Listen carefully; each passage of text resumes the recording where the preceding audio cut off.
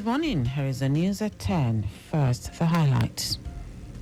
Governor Sanwo-Olu charges heads of government agencies to embrace innovation creativity. Senate tasks security chiefs on adoption of proper synergy to tackle insecurity. On the foreign scene, France sanctions 28 Israeli settlers over West Bank violence. And in sport, Nigeria's Quadri Aruna rises to 12th spot in latest International Table Tennis Federation ranking. Now the details. I am Dele Agadumo. Lagos State Governor Babajide Sanwo-Olu has urged heads of parastatals government-owned companies to explore new avenues that will optimize the effective implementation of government policies and establish a well-driven economy that will attract international investors. Governor Sanwo-Olu stated this during a one-day parley organized by Parastatals Monitoring Office between the governor and heads of parastatals and government-owned companies. Governor Sanwo-Olu urged the attendees to embrace innovation, technology, and leverage resources available that will foster the well-being of Lagosians. It's imperative that we work together, leveraging our collective expertise and resources to address those challenges and seize the desired opportunity. I recognize the pivotal role that each and every one of you play in one form or the other in this administration and to deliver on our public service. Your dedication and hard work are critical to the success of our state. In his welcome address, Head of Service Dele Agadumo reaffirms the state government's commitment to providing opportunity for a greater synergy among parastatals and remarkable milestones for generations to come.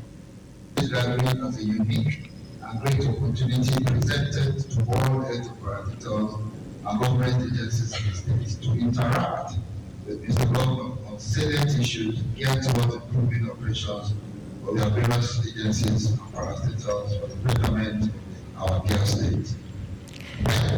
While delivering a paper titled Transforming Parastatals and Agencies into Agile Organizations for Greater Efficiency, Director Business School Netherlands, Professor Larry Barley, has said public enterprise must embark on a deliberate and strategic journey addressing cultural and operational aspects to achieve successful agile transformation.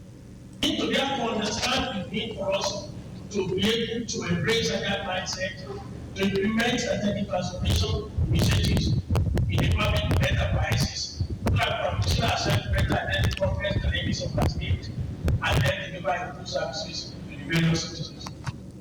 The event was attended by the Deputy Governor Obafemi Hamzat, Secretary to the State Government Abimbola Salu Hudayi, commissioners from different ministries, body of permanent secretaries, among others.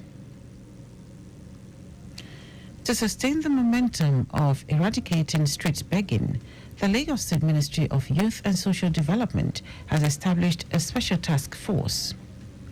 The task force, chaired by the Commissioner for Youth and Social Development, Mobolaji Ogunlende, comprises representatives from various government bodies, including the Ministry of Justice, Ministry of Environment, Ministry of Transportation, Ministry of Youth, Lagos Neighborhood Safety Agency, Lagos State Traffic Management Authority, Lagos State Task Force, and the Nigeria Police Force.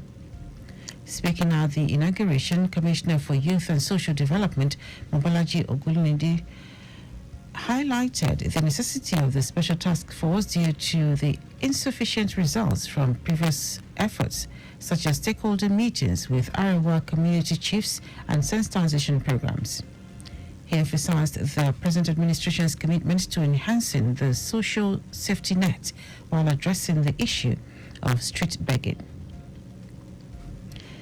Nurses, midwives, and other medical practitioners have been urged to improve their practice and hone their skills by embracing versatility in order to better serve humanity. The Provost, Lagos State College of Nursing, Igondo Oyefunsho Orenuga, gave the charge during a ceremony to commemorate her sent forth after 11 years as the pioneer provost of the college. Orenuga, who noted that discipline is virtue in the nursing profession, said the world is constantly evolving and medical practitioners must stay abreast the current realities by acquiring skills such as vocation training, entrepreneurship, information technology, among others.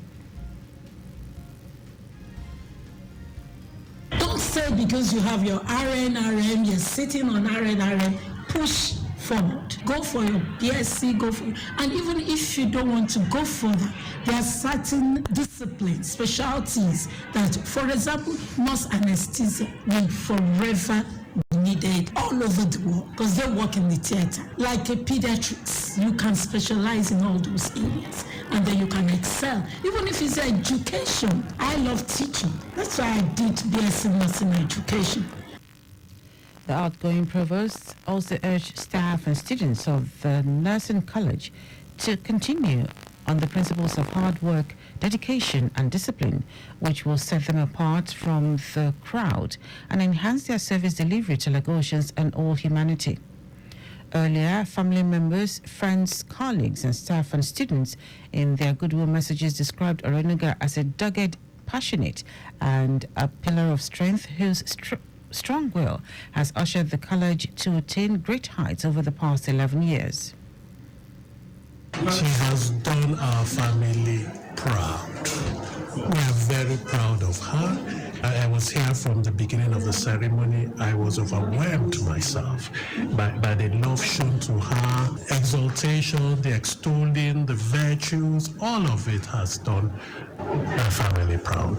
Mrs. Oyefosho Orenuga is not just a teacher, not just a lecturer, not just a provost, but is a mother figure. Because since my assistant in this college, I've worked with her and been the vice president of the student union of this college. So she's a very, very courageous woman. With the little time I work with her, she's a disciplinarian. She's very firm on whatever she says. I can see the interaction of the students and the staff with her. It's very okay, it's cordial. We all are going to miss her. Orenuga was appointed as the coordinator of the College of Nursing in 2013, after which she assumed the position of the provost in 2018. Now to the rest of the stories. The Senate has asked security agencies to adopt proper synergy in their operations to address the insecurity in Nigeria. The Senate also urged the Minister of Finance and Coordinating Minister of the Economy, Dele Agadumo, to ensure the immediate release of funds to the military to combat insecurity. The President of the Senate, Godswill Akpabio, stated this after nearly 10-hour meeting with service chiefs on the state of insecurity, including reported issues of kidnapping and banditry across the country. He said the Senate was impressed with the determination of the intelligence heads, urging them to do more. Akpabio also noted that almost 90% of perpetrators of heinous crimes in parts of Abuja have been apprehended and will be prosecuted. Among those in attendance include the National Security Advisor, Nuhu Ribadu, the Chief of Defense Staff, Christopher Musa, Chief of Army Staff, Tarid Lagbaja, Chief of Air Staff, Hassan Abubakar, Chief of Naval Staff, Emmanuel Ogala, and the Inspector General of Police, Kayode Egbetokun. The federal government has advocated the need to embrace social dialogue as a better alternative industrial dispute. The federal government has advocated the need to embrace social dialogue as a better alternative to industrial dispute resolution mechanism to promote industrial stability in Nigeria. Both the Minister of Labour and Employment, Nkeruka Onyejocha, and the Attorney General of the Federation, Lateef Fagbemi, made the recommendation at the Second National Labour Adjudication and Arbitration Forum in Abuja on Tuesday. The President of the National Industrial Court, Justice Benedict Kayib, the President of the Nigeria Employers Consultative Association, NECA, Taiwo Adeniyi, as well as leaders of workers' unions were in attendance. The objective of the gathering was to foster a healthy and stable employer-employee relationship in Nigeria. Issues around the ongoing negotiations for a new minimum wage also took center stage. It will be recalled that the Nigeria Labour Congress (NLC) and the Trade Union Congress (TUC) last Thursday issued a 14-day ultimatum to the federal government to implement the agreements reached on October 2, 2023, following the removal of the subsidy on premium motor spirit known as petrol.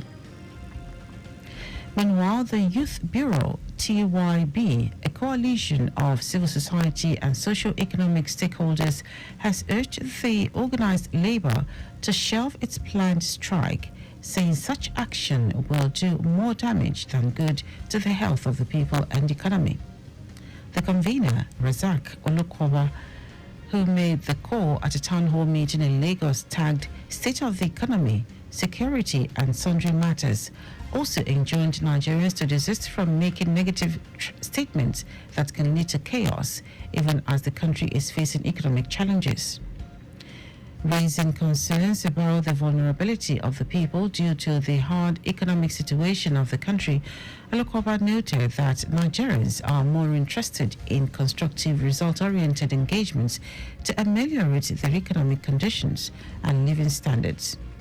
He commended the efforts of the Lagos State government in food supply and preservation and transportation, noting that the middle-level fresh food hub in Ijuru, Mushi, is worth emulating by other states as well as other groundbreaking projects.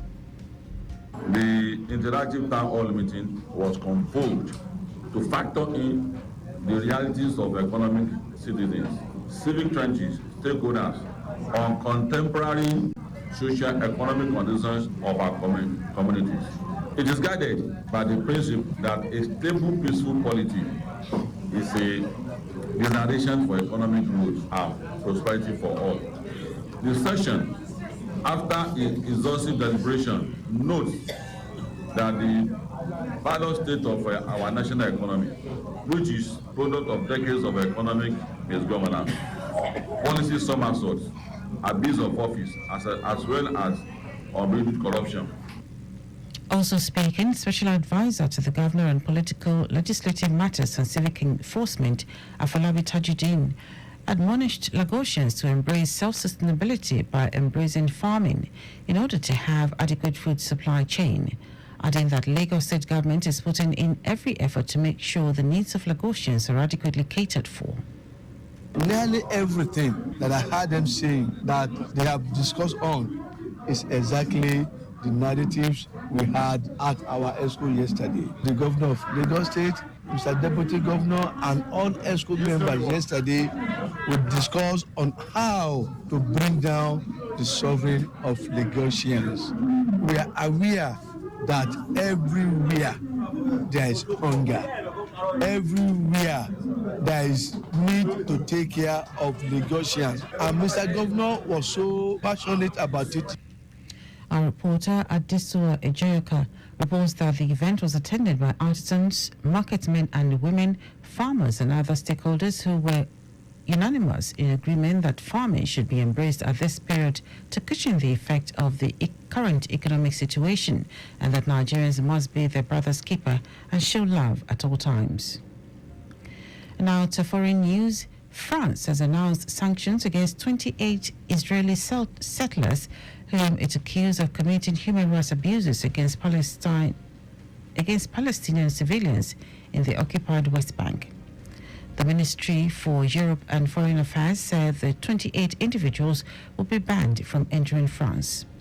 On Monday, the French, Polish and German foreign ministers issued a joint statement saying violence against Palestinians in the occupied West Bank was unacceptable and shall be sanctioned. France said it would also seek sanctions at the European level. France's decision comes on the back of similar sanctions by the United States and the United Kingdom, which have expressed concerns about settler violence and the rise of attacks on Palestinians.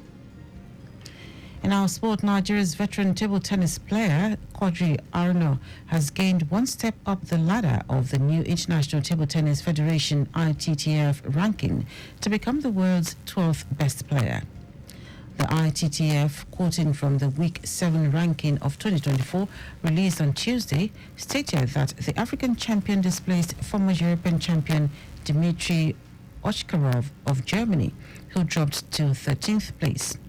According to the statement, Arno's performance at the World Table Tennis Star contender Goa in India aided him in his quest to rise above the 16th spot where he began this year.